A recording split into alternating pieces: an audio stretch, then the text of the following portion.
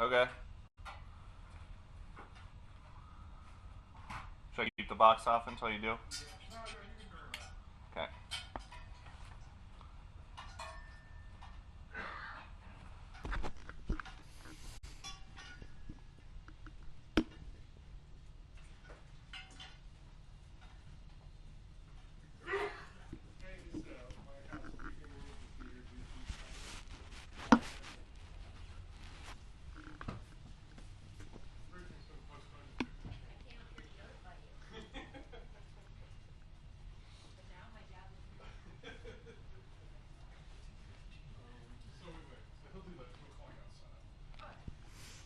Thanks. Hey, I got you.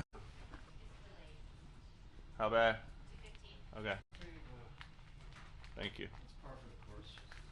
Yeah.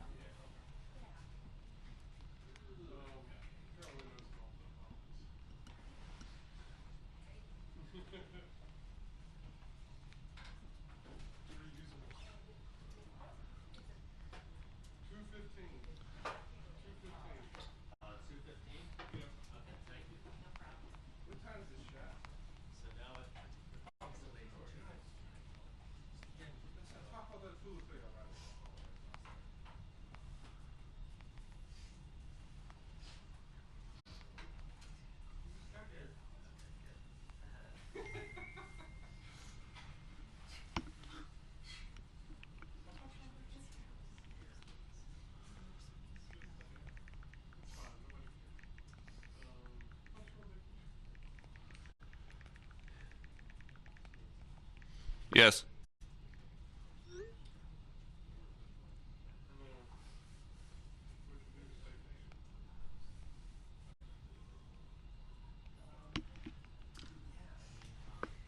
Yeah.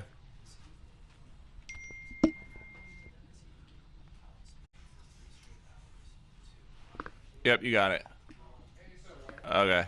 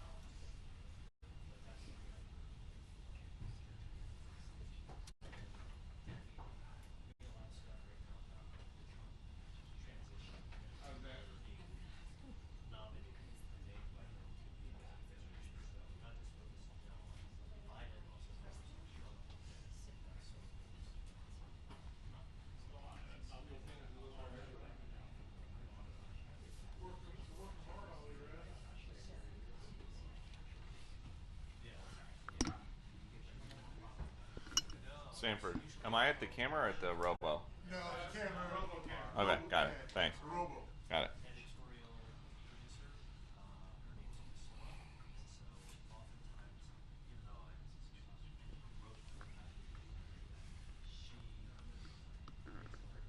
Yep, I got you.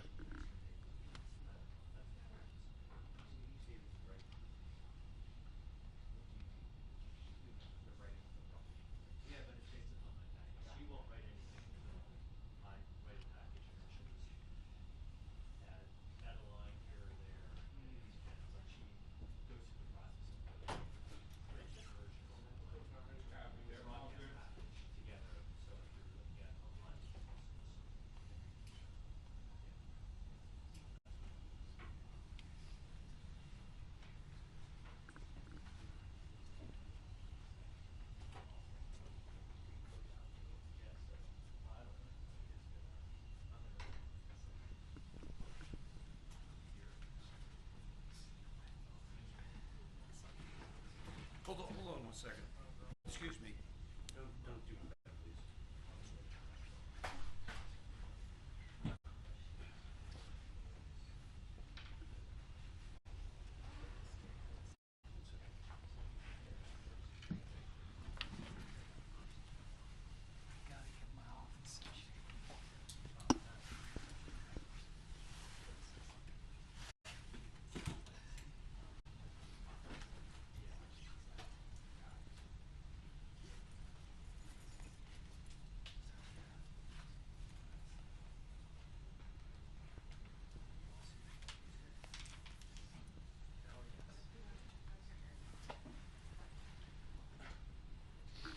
Okay.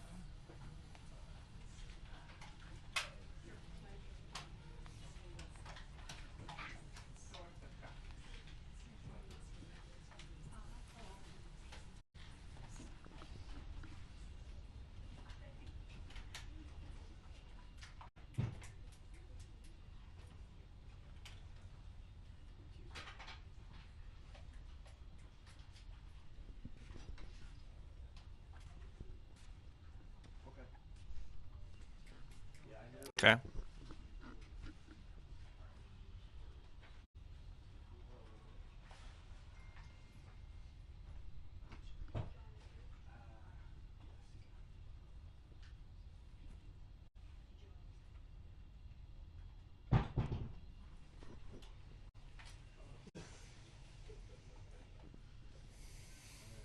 I'll talk to you Tuesday morning. Well, I'll tell you what. Let's definitely plan on having lunch, and we'll talk on it.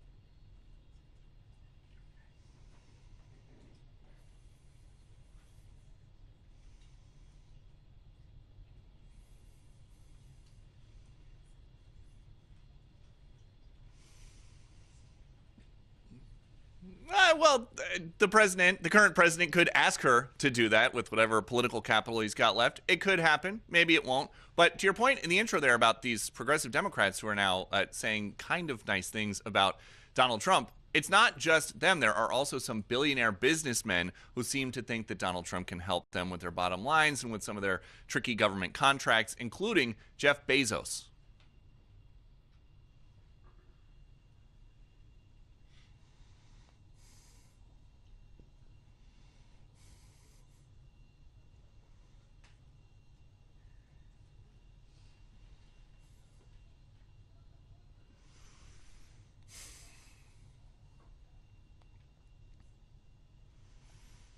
And there's some more props for Trump from Bernie Sanders in Business Insider. This is the quote: "Many of the things he did during the campaign were really ugly. On the other hand, he's a very smart guy." Sanders went on to say he is absolutely right to call for the first independent audit of the Pentagon in over 7 years. And then, as mentioned, there is John Fetterman, who sees Trump and Hunter Biden is not all that different.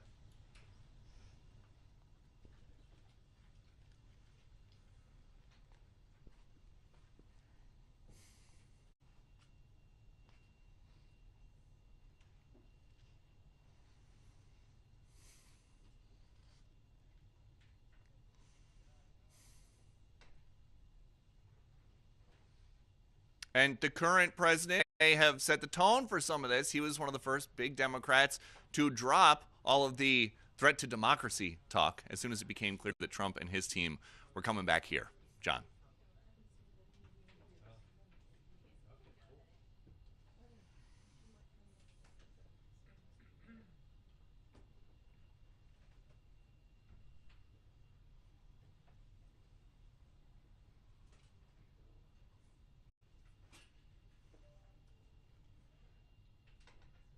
Thanks.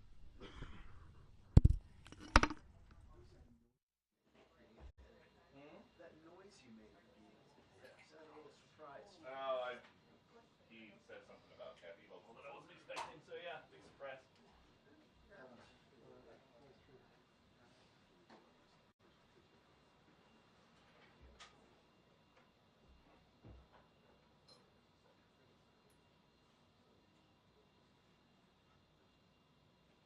I'll leave it set up, Ollie.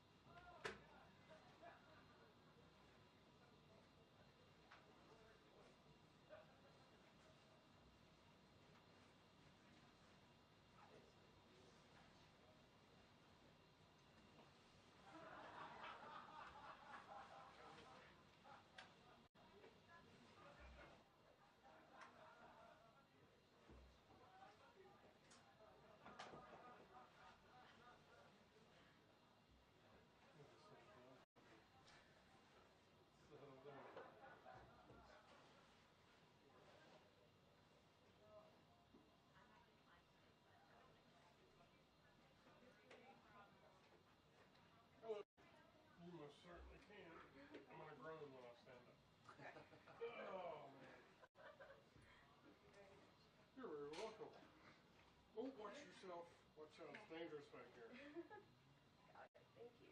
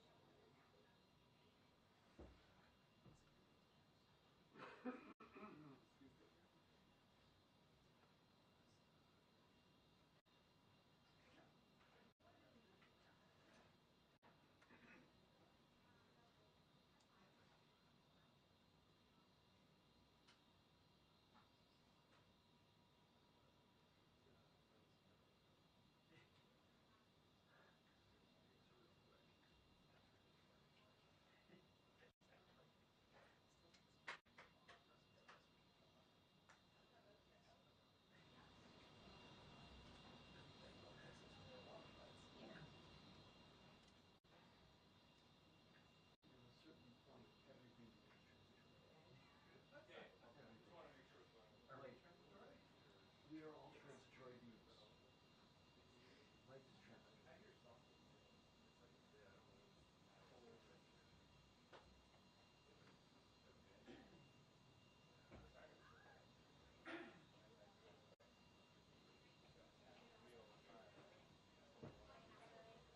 Oh, they're all here. Not Karine, just a tour walking. Really? No questions. Just take the pictures quick. Cool. Here, you have a phone? Yeah. Wait. Hold on. This is awesome. You're in the middle because you look the most official. Oh, this is so perfect. At no point, like, taking a question, but don't take one.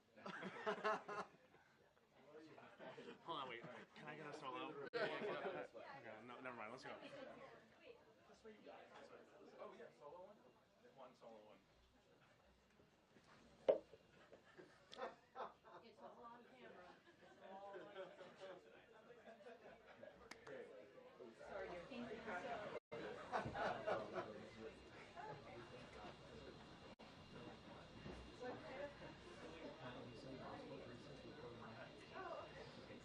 Okay, yeah. Hi. I don't know. It's that time of year when everyone will come. It's the silly Oh, season.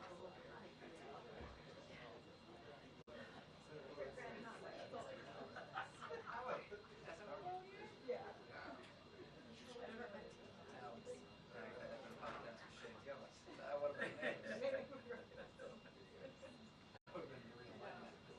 I'm gonna Google photos of Prez. Maybe I'll just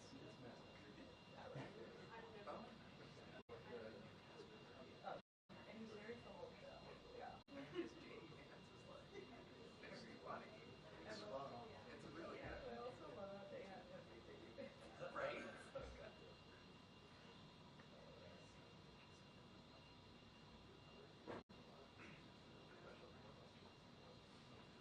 If you're listening to a podcast as a podcast, how would you recognize anyone from the Because when I see them on Instagram after the podcast, I don't listen to the podcast. For those podcasts, It's so boring. That's the word. One of them was a podcast. I am also a podcaster. I know. They look like they were clients. Yeah, they did. I thought they were amazing. I was They're not mutually exclusive. Oh, yeah. Everybody's got a podcast.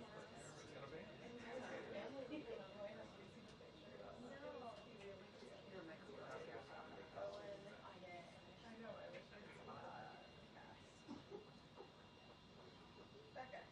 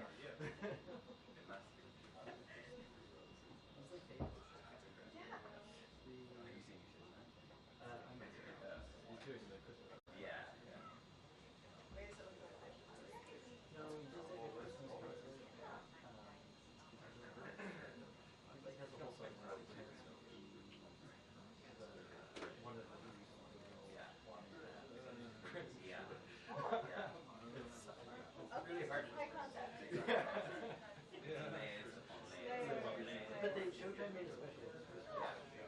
like that is actually true. Yeah.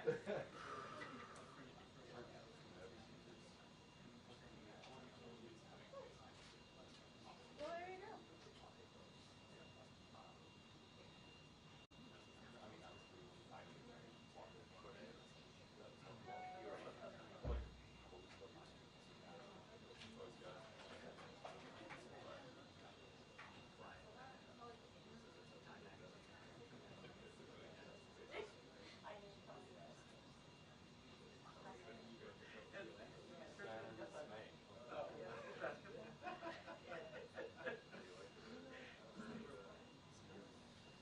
The press briefing will begin in 2 minutes. The press briefing will begin in 2 minutes.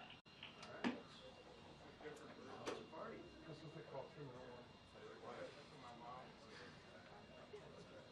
They say that.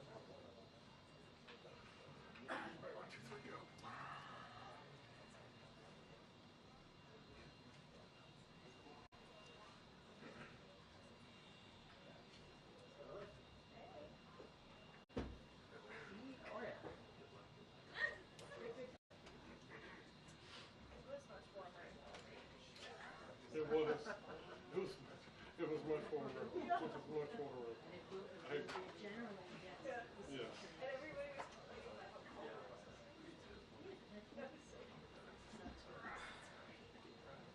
Hey, how are you? Kelly, how are you? How you been, sir? I don't know.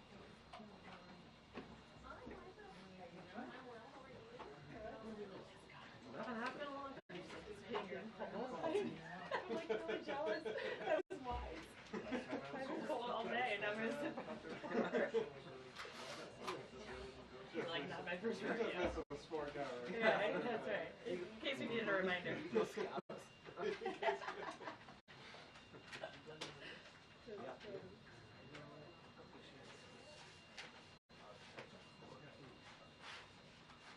problem. Oh, yeah.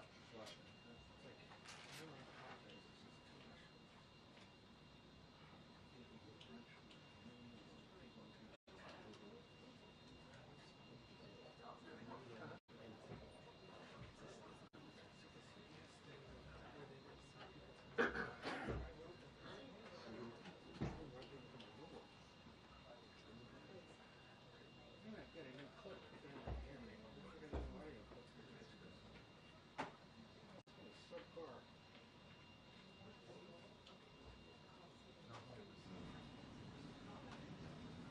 Kids good?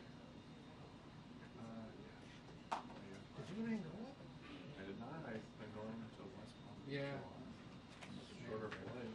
That is true. It's funny, this week everybody was like walking around in their furs because it was 55 50 degrees. Arctic California.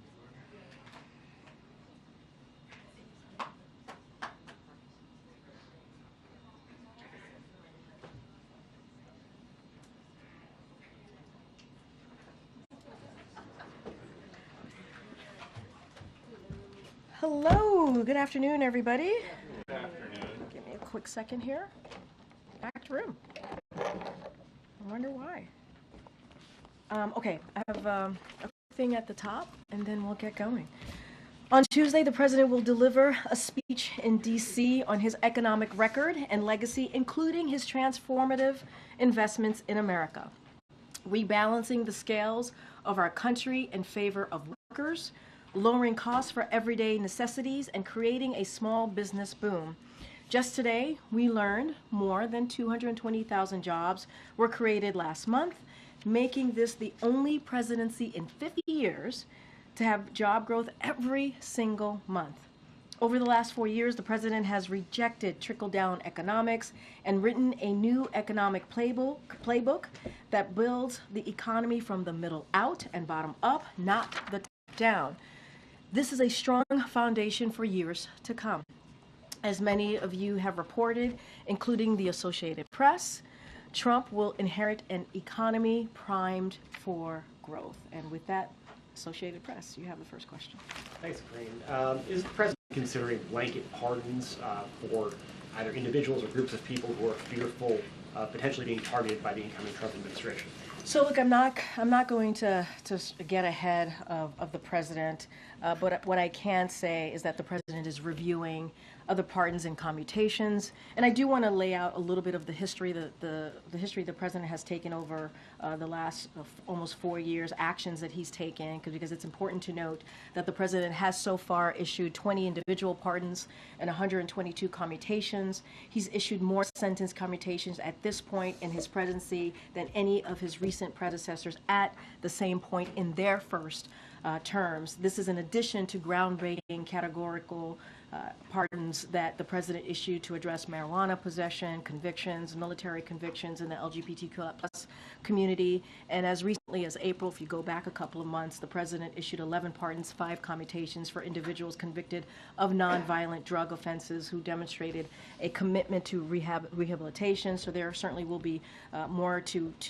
say, just more broadly speaking. And as you know, commutations and pardons are usually done when it's the president's final term historically around the holidays, and so certainly there'll be more to come. Anything outside of that, I would say that I'm not going to get into deliberations, private deliberations, and I'm just not going to get ahead of the president. Are preemptive pardons on the table as the president goes through? I'm just not going to. I'm not going to get ahead of the president. Certainly, the president is looking at reviewing next steps, and there will be more to come. I'm just not going to get ahead of the president. I'm not going to get into hypotheticals from here. And then a different pardon question. In your first briefing here, as press secretary, you committed to speaking to the American people in, and I quote, in a transparent way, in a truthful way, and an honest way. Yes. And then in July, here at this podium, you were asked about the president pardoning his son, and he said, it's a no, it will be a no, it's a no. Yes. And that is exactly right. So clearly of the president's son and that pardon, it became a yes. I'm wondering if you would like to explain to us, the American people, really why the information that you provided turned out not to be true. And I answered this question on Monday. We spent about 30 minutes on this, almost 30 minutes, roughly 30 minutes on this particular issue. And I'm just going to reiterate what I said on Air Force One to your colleagues when I did the gaggle. And look, if you look at his statement, it's pretty comprehensive. The statement that he put out on Sunday when he made this decision to pardon his son, Hunter Biden. It's in his own voice. I think it takes you through his thinking. And he did. He wrestled with this. And again, he said in his statement, in his own voice, that he made that decision this past weekend. And the fact is, when you think about how the president got to this decision, circumstances have changed. They have. And a couple of things, and I said this on Monday as well. Republicans said they weren't going to let up, weren't going to stop. Recently announced Trump appointees for law enforcement have said on the campaign that they were out for retribution, and I think we believe their words, right? We should believe what they say. The sentencing was coming up, as you all know. There was a sentencing coming up, and the president said this in his statement, that Hunter and his family had been through enough. Enough is enough. And he wrestled with these circumstances, these changing circumstances ultimately. And the combination of that, the president changing his mind and issuing, certainly led to the president changing his mind and issuing this pardon. And one thing that I do want to point to, which I think is important, is what Congressman James Clyburn said when he was interviewed. He said, "I am absolutely okay with it. I don't know how many people urge him to do so, but I did." He seemed to be reticent about it. This is what Clyburn said when he spoke to the president 2 weeks ago. But I emphasized, continuing his quote, emphasized the fact that we as fathers have obligations to our children. So that was a conversation that the congressman himself had with the president two weeks ago, said that the president was reticent when he encouraged the president to do so. And this weekend, he thought about it, and he weighed, it was not an easy decision to come to, and he put out a comprehensive statement, and I would certainly, offer that up to folks out there who are wondering. I would say, please read the president's response to this in full. I'm sure my colleagues have a few follow-ups, just very specifically. It's not only colleagues who watch this. There's also the American people. Exactly. So to be fair, and they were right? told by you in July that this would not happen, and it did. Do you, I'm saying, asking for yourself, not the president's statement, but for yourself. Do you feel like you are owed an apology by the president? Do you owe an apology to the American people? Zeke, I just laid out the president's thinking. The president laid it out himself in his own words. He did. He laid out how he wrestled with this decision. He said in his statement, as a president, as a father, he talked about how difficult it was to make this decision. He thought about it this weekend. He did. He thought about it this weekend. He wrestled with it. And there are some, factors, some real factors that he took into consideration. And that's why I keep saying folks should just take a look. Take a look. Read his statement. And I know what I said. I know what the president said. That is where we were at the time. That is where the president was at the time. I am his spokesperson. This weekend, he thought about it. He wrestled with it. And made this decision. That's what I can tell the American people. Why should they have any confidence in anything else? I think the American people understand, and I think they understand how difficult this decision would be. And I would actually add, and I think it's important to note here as you're asking me these questions, important questions to ask, that there was a poll, a U.S. Gov poll that came out, that some of you all reported on it, and it said 64% of the American people agree with the pardon. 64% of the American people. So we get a sense of where the American people are on this. Obviously, it's one poll, but it gives you a little bit of insight. 64% is nothing to sneeze at. But again, the president talked about this, his own words. He said this weekend, he wrestled with this. This weekend, he thought about this. And he made this decision. And let's not forget, we can't also forget what some of the legal experts and former prosecutors have all agreed on, many across the country, have virtually said no one would be criminally prosecuted with felony offenses with these facts. And they've all agreed. We've heard from many legal experts on this. You heard me quote the former Attorney General Eric Holder multiple times, I think about 8 times on Monday. No U.S. attorney would have charged this case given the underlying facts. Had his name been Joe Smith, the resolution would have been fundamentally and more fairly a declination, pardon warranted. And we've heard from many legal experts and also obviously a former U.S. attorney. Okay. All of those things you laid out were known long before Thanksgiving. Yep.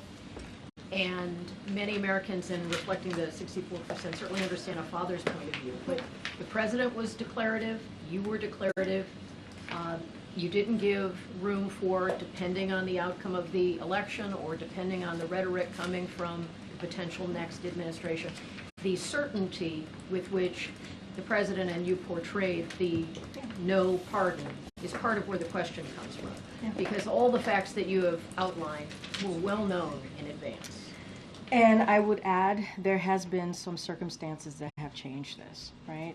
Republicans not letting up, saying they won't stop. They're going to continue to do this. I mentioned the recent Trump appointees of legal enforcement positions, right?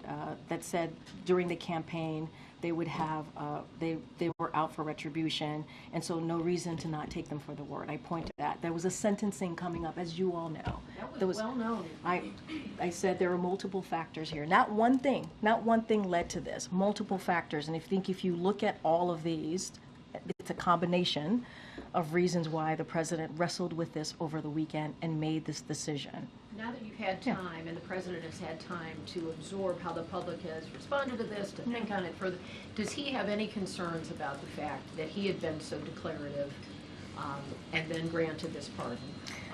It's clearly done, and many Americans understand as a father how he would do that. But does he have concern about his credibility or the impact it might have on future pardon decisions? So, and I will also say, just to bring up Clyburn again, because I think it's important, right? Because you were asking me what we said over the summer. Clyburn spoke to the president 2 weeks ago, and the president, he said, this is Clyburn's words, the president was reticent when he tried to encourage him to pardon Hunter Biden, and I think that is his son, obviously, and I think that's important to note.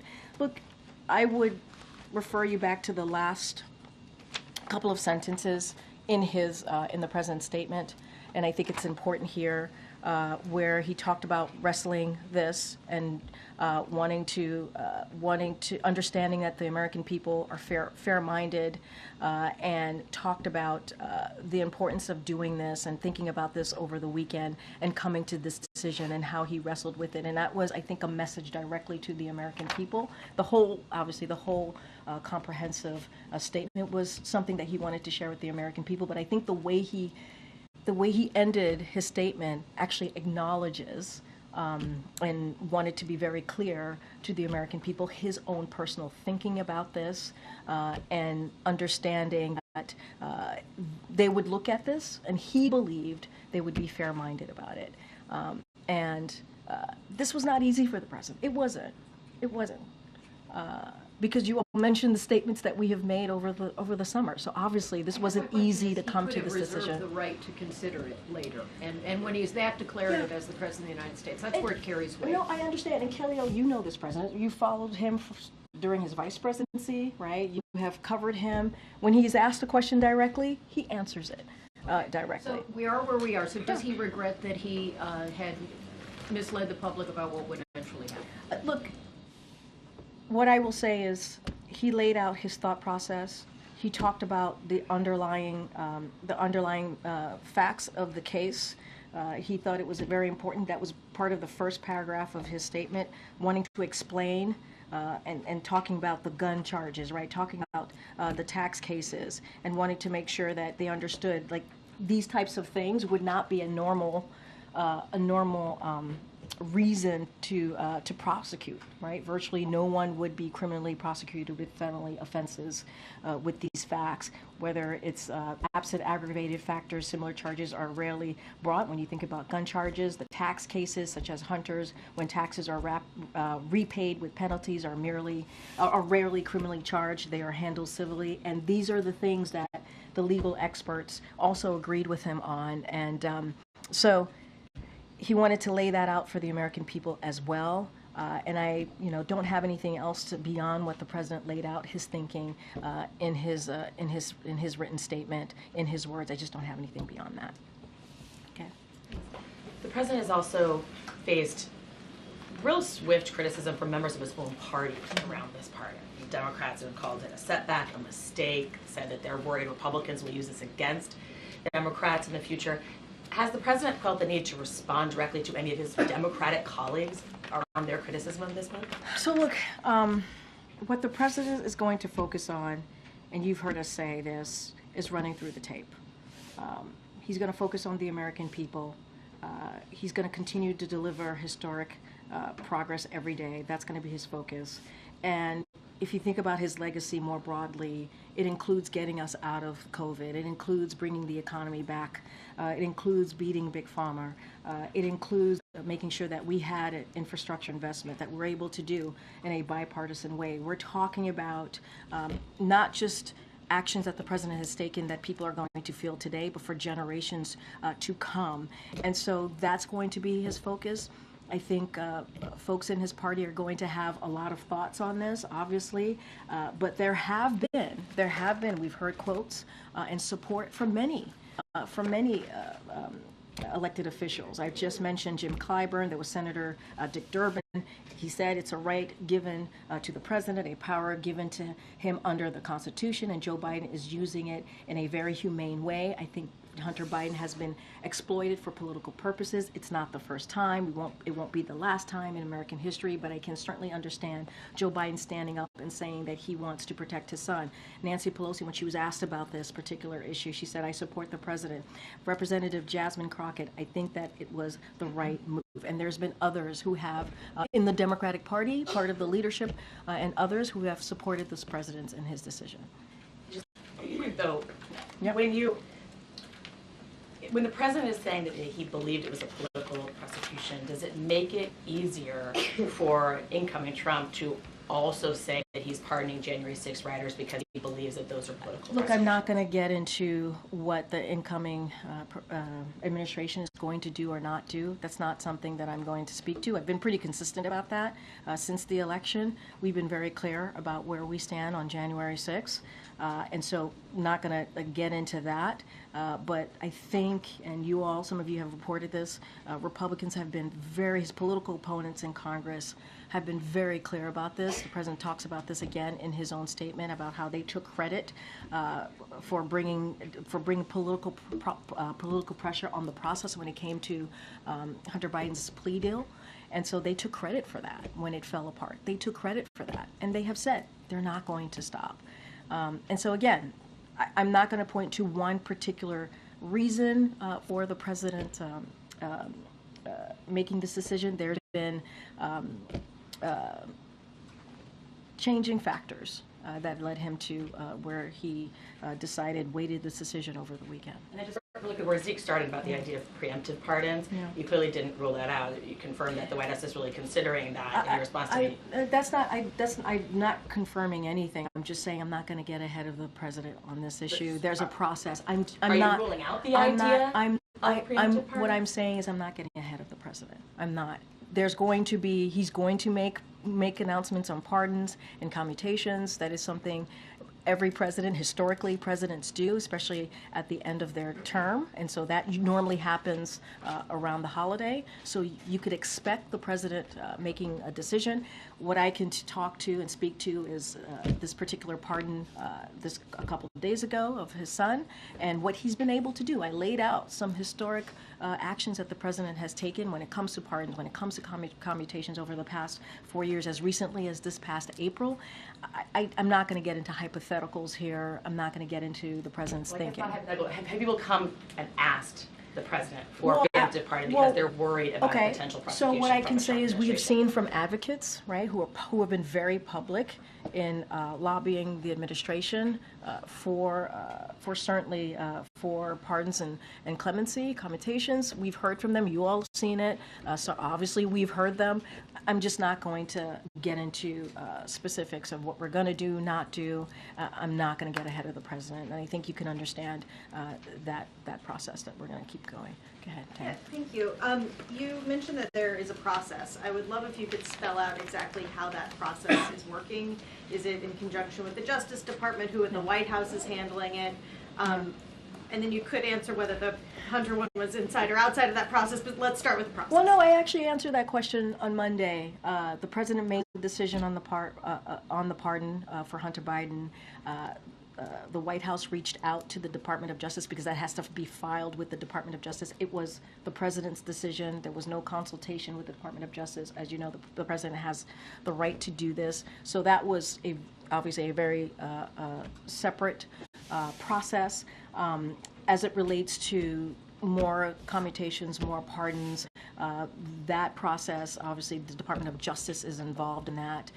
There's a review process, and so that's how we're going to move forward on making those types of decisions. And who at the White House is leading it up? Is it out of the counsel's office or is it chief of staff?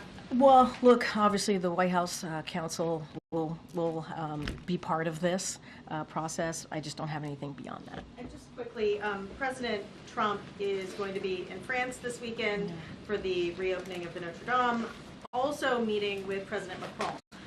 How does this White House view President Trump's meetings with foreign leaders happening while you're still here? I mean, look, it's not unusual.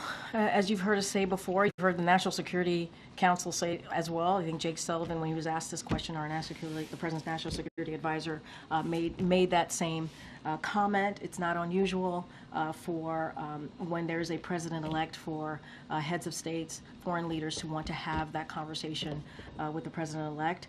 So I'll just leave that there. Okay, go ahead. Thank you, Karine. Just follow up with Tara's question. Why isn't the President of the United States going to go to the reopening of the Notre Dame de Paris? Why not? So just as you know, the First Lady is attending, and she's attending as part of her larger travel swing to Italy, UAE, and Qatar. So she will be representing the administration. They were both invited to be there for the reopening of the Notre Dame. The president had a scheduling conflict, which is why he was not able to attend. Any specifics on the First Lady's trip and what that's going to look like, I certainly would refer you to the First Lady's office. The president was invited. Yeah, he was. There was scheduling conflict, which is why he decided not to attend. But the First Lady is there, and he's very proud that she's there representing us. And anything further on her visit, certainly I would refer you to their office. I have a question. Thank you, Karine. I also have a question on the Canadian Foreign Minister today launched the new Canada's new Arctic foreign policy, face Russia, China. 4 years later, and with a successor who seems to be skeptical, how does the president see Canada's involvement in mutual defense and international crisis? So look, the president values our strong partnership with Canada and their leadership to this particular announcement on addressing major challenges of our time, such as combating climate change. As you know, the president has taken that issue very seriously by putting forth one of the most historic piece of legislation that really deals with climate change in a way that we have not seen any other administration deal with it. Canada's contribution, as you all know, to Ukraine's defense and multilateral security support mission in Haiti have been consequential, and so we value the Canadians' cooperation in securing the Arctic region and that is peaceful, stable, and prosperous and cooperative. And so, again, we value that strong partnership, and I think they have shown leadership. Many things that they have certainly partnered with us in the past 4 years. Okay. Thank you, Karine. On Syria, as you know, armed groups are closing rapidly on many Syrian cities and against the Assad regime. How does the White House see the outcome or the best outcome, and what messages do you have to the regime in Syria? So we're closely monitoring the situations in Syria and have been in contact with the countries in the region. And the NSC put out a statement just last weekend. The Assad regime's ongoing refusal to engage in the political process outlined in UNSCR 2054, and its reliance on Russia and Iran created the conditions now unfolding, including the collapse of Assad regime lines in northwest Syria. So the United States, together with its partners and allies, urged de-escalation, protection of civilians and minority groups, in a serious and credible political process that can end this civil war once and for all with a political settlement consistent with UNSCR 2254. And so we're going to continue to obviously defend and protect U.S. personnel and U.S. military. That is the president that has been always very clear about that. And so obviously U.S. personnel and U.S. military, they remain essential to ensuring that ISIS can never again resurge in Syria. But more broadly, to answer your question, we're going to closely monitor the situation in Syria. Statement, developments are happening so fast. The cities after cities are falling. So maybe by the weekend we're talking about maybe the Assad regime is not going to be there anymore. Well, I'm not going to get into hypotheticals of what's going to happen in the next couple of days or how it's going to play out. What we are doing, we're monitoring the situation. We're taking this very seriously. You saw the statement from National Security Council just this past weekend. We're going to continue to stay in contact with countries in the region. And so that's what I can say that we're going to do, continue to be in touch, continue to monitor. I don't want to get into hypotheticals from here. Sure.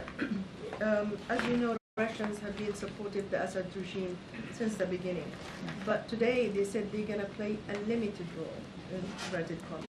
Is this a welcoming kind of statement from the White House that the Russians saying they're not supporting the regime the way they did in the past? Look, I'm not going to get into what the Russians are doing or not doing.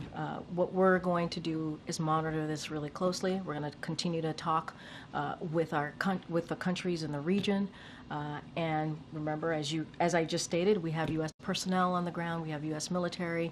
It is important to the president that we continue to make sure that they're safe. Their safety is considered here. I'm just not going to get into what the Russians have said and what they're going to do and not do. Thanks, Karine. Zeke asked this question, I just didn't hear an answer. The next time that the president says he will or won't do something, why should the American people believe him? I answered that question. I don't have anything else to add. What is I answered the question. Can you explain it in a way that's understandable? I can't speak to you understanding the question or not, or my answer or not on this. I don't have anything else to say. I'm not going to relitigate this. I did that on Monday for 30 minutes. I went back and forth. I laid out. I said, please read the president's really comprehensive statement on this. And I even said the last paragraph of that statement, he talks directly to the American people. And that's how I answered that question. Can you acknowledge that it may have been a mistake by the president, you, to say multiple times unequivocally that he would not pardon his son? The president laid out in that statement what changed, why his mind changed, how he wrestled with this decision. The president laid that out. I don't have anything else to add. So that statement, he said in part, I believe in the justice system, but as I have wrestled with this, I also believe raw politics has infected this process and it led to a miscarriage of justice. Just to understand that sentence, I think it's important. Yeah, Is it sure. that the president believes in the justice system except in some cases? He believes in the justice system. He believes the facts are, obviously I talked about the gun charges, what legal experts have said, former prosecutors have all agreed, virtually no one would be criminally prosecuted for underlying factors of Hunter's case. I talked about the gun charges, I talked about the taxes, the tax cases, and there are other factors here, what Republicans have said, as they weren't going to let up. I talked about the upcoming sentencing and what Hunter and his family have been through. I talked about the appointees by the incoming president on law enforcement positions, and he wrestled with it. He did. And I also talked about what Jim Clyburn said. So you're asking me about an apology, but Jim Clyburn said himself in a conversation that he had with the president just 2 weeks ago, the president said, the president was reticent when he encouraged the president. When he himself, Jim Clyburn, encouraged the president to move forward with it, Congressman Clyburn, the president, responded to him by saying he was reticent. And so this was not an easy decision. It wasn't. It wasn't an easy decision. You know, it was a lot of circumstances here. And we can't pass over what legal experts and former U.S. attorneys have said on this, you know, and across the country, they've all basically agreed, virtually, no one would be criminally prosecuted with felony offenses with these facts. And I have gone through the two important underlying facts of the cases. And, you know, I just don't have anything beyond that to add or to say.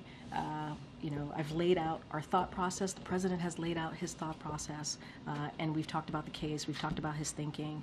I just don't have anything beyond that. The president just got back from a multi-day trip to Angola, where he engaged the press, I think literally one time, just to quickly confirm that he was getting briefed on the situation in Korea. Yeah. Yep. His last foreign trip, it was 6 days in South America. As you know, he didn't engage reporters during that trip. After that last trip, he told us in this briefing room that he believes in the value of engaging the press. He enjoys it, you said. He will continue to engage reporters. There will be opportunities to talk to him. So why is it that he is avoiding reporters? Look, we still have 45 days left in this administration. The president does. He does believe in the freedom of the press, right? He believes in that. I think we have shown in the last 4 years bringing back the norms of engaging with all of you. We have respected that process. I hope you guys think that we've tried to do the best that we can to do that. And the president he really does enjoy having a back and forth. And when the president, and I do want to say he did take a moment to have a back and forth with all of you when he was in Nantucket with some of your colleagues who traveled with him. He did take some questions there, so it's not like he hasn't taken questions at all. He did have he did do a gaggle when he was in Nantucket around the holiday and took some questions. And so he'll continue to do that. And look, he was really focused, and many of you who've asked me this question, he was focused on his last ACONUS. He had the G20, the last G20. He had APEC, which was all incredibly important, wanted to focus on his engagement with leaders, heads of states. He did that.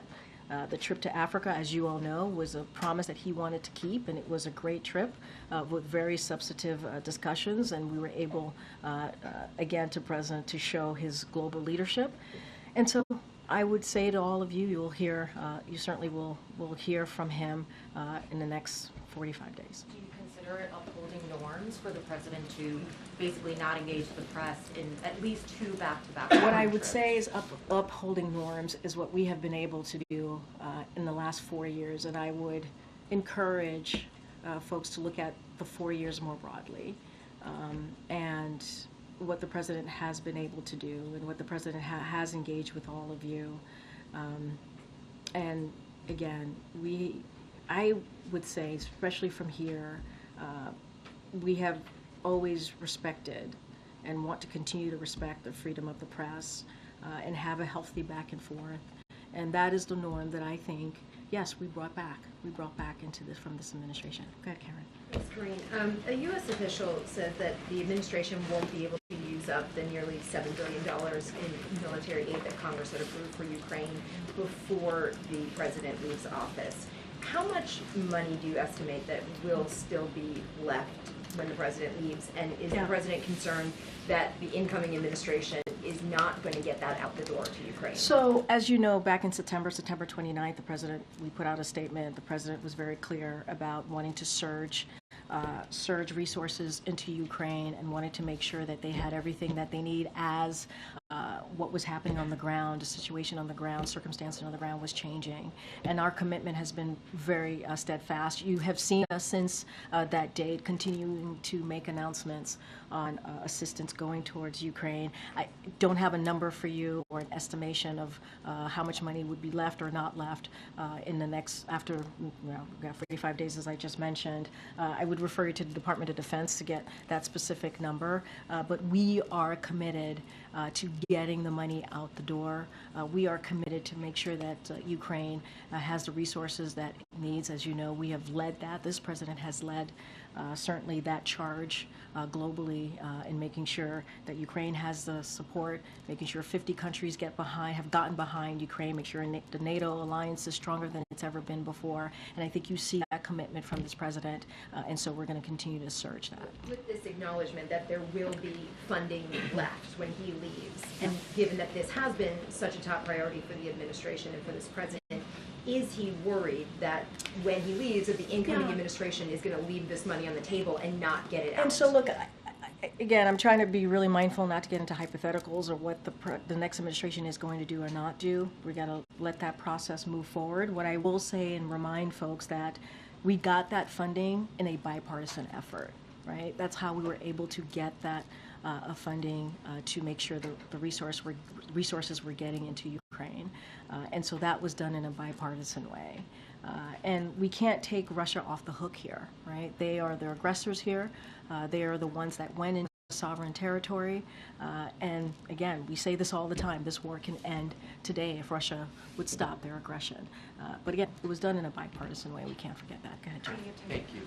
Karine, before the election, the Senate passed a bill that would have added an additional 60 judges to the judiciary. That bill is now going to the House, and there are some Democrats who are now not supportive of that bill because it would mean President-elect Trump would have an additional 60 judges to fill. Or judge spaces to fill. What's the administration's view on that bill? Will the president sign or veto it? And so I need to talk to the president and Office of Legislative Affairs about this. I have not had that discussion about this particular bill. As you know, we have been pretty aggressive and steadfast in getting our nominated judges, qualified judges, through in the Senate process. And so we have been able to steadily do that over the past couple of weeks on this particular legislation. I just need to talk to the team. I don't want to get ahead of them. Right. And one more on pardons. Sure. With having pardoned his son, some of the criticism that came from the left, including, I believe, Black Lives Matter, was that black men have been unfairly charged and imprisoned and don't have fathers who have the ability to pardon them. Does the fact that the president has pardoned his son, who was convicted by a jury and did plead guilty on the tax charges, put pressure on the president, or does he feel pressure to do an even greater number of pardons this time around for people who don't have that privilege? So there's a process. The president's going to go through it. Not going to get ahead of him. But again, I do want to. I hope folks don't forget what the president has been able to do, the actions that he's been able to take over the last 4 years. I went through them just to touch on them a little bit. He's issued 20 individual pardons, 122 commutations. He's issued more sentence commutation at this point in his presidency than any of his recent predecessors at the same point in the first term. This is in addition to the groundbreaking categorical pardons that the president issued to address marijuana possession convictions and military convictions in the LGBT plus community. And let's not forget what he was able to do in April. 11 pardons, 5 commutations for individuals convicted of nonviolent drug offenses who demonstrated a commitment to rehab. And so there's going to be more to come. But what the president has done, you've shown his commitment to making sure that he takes these pardons as he has over the last 4 years in a way that is important for communities that you just spoke to. And he's talked about the criminal justice system. He's talked about he's taken actions in a way that we can address with the inequalities of the criminal justice system. And I would say that this president's commitment has been very clear on this, and has been very, has been very steadfast, and has made a difference. There's going to be more to speak to in the upcoming weeks, and so certainly the president will address it. Does he have a response to that kind of criticism? Look, again, I just laid out what the actions. I don't. Does he get that some people feel that their sons and daughters deserve the same? And so I will say, and I keep going back to his comprehensive written statement because he speaks to his thought process. Obviously, I've said this many times. He speaks to wrestling with this. He speaks to the underlying factors, as I've mentioned many times from here, and he speaks to how Republicans have politically gone after his son over and over again and continue to say they're not going to stop. And you've heard from legal experts who have said that if his name was Joe Smith. I'm asking about these other people who are also in jail and were also convicted. Right, and I've answered that by talking about the actions that the president has taken. I've answered that by pointing to the president's statements, him wrestling with this and laying out his thought process. It was in his own words. And you also asked me if there are going to be additional pardons. There will be. We're reviewing it. We're trying to figure out the next steps in this, and you'll hear from the president on this in the next couple of weeks.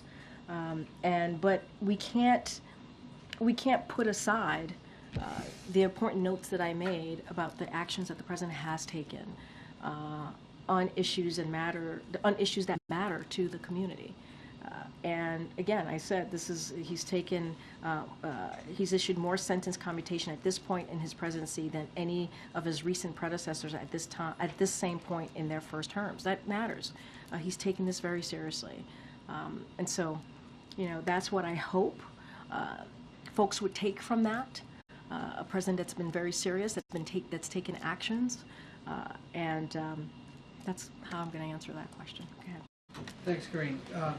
When you're standing there at the lectern, you are White House Press Secretary speaking on behalf of the President, conveying his thoughts and views of the administration. And it's for that reason that you said on his behalf all those times that he had no plans to do what he did on Sunday. Has he expressed any regret to you directly, personally, for having put you in this position and now having to go back? Look, I understand this question, and you started off, I think the way you started off the question is basically how I feel, right? And I think all of us who work in this administration, I work for the president, I speak for the president, I comment on behalf of what he feels and thinks, and that's my job. That's my job as the press secretary, the White House press secretary, the person who speaks on behalf of the President of the United States, and that's how I feel. I feel like it's my... Did he apologize to you? Look, there's no apology needed, maybe to answer that question. No apology needed. What I will say is, this is a president. You've heard me talk about the legal experts, what they have said, how they agreed with the president in taking this action. You've heard me say that over and over again. I've laid out quotes from different U.S. attorneys, prosecutors, who really laid out how the underlying factors of Hunter's case would not lead to what had occurred in the past several months. And I will also say this, and you heard this president say this many times before, he believes when it comes to his family, when it comes to how he moves forward about thinking about his family, they're the beginning, the middle, and the end. And he wrestled with this. It was not an easy thing for him to decide. There's a reason why I keep bringing up Congressman Jim Clyburn, because this is someone who spoke to the president just 2 weeks ago and encouraged him to do so, to pardon his son. And at the time, the congressman said 2 weeks ago that this president was reticent. So obviously he wrestled with this. So no apology needed from him to me. One of the other things he often says is that voters should trust his, quote, word as a Biden. Yeah. Should they still? Yes, the president. This was a pretty big, defiant public pronouncement by him that he wasn't going to do this anymore. I hear you, and I understand. But the president wrestled with this. He truly did. And, you know, I called out the U.S. Gov poll where 64% of Americans, that's not a small number, agree with the president's decision to pardon his son. And I think that gives you a little bit of a tiny window of where the American people are on this. He sidestepped a judge and a jury's decisions on the cases involving his son. He criticized the political nature of the prosecution. The next president has spent the last several years vowing to upend the Justice Department and the FBI. Looking at their current and future presidents, why should any American continue to have confidence in the American justice system? Well, the president does have confidence in the American justice system.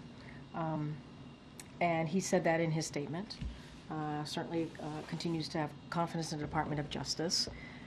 Leaders who single out incidents that involve them or their families and say, well, they're not being fair to me, but the rest of you should agree with it. Can I just be very blunt here?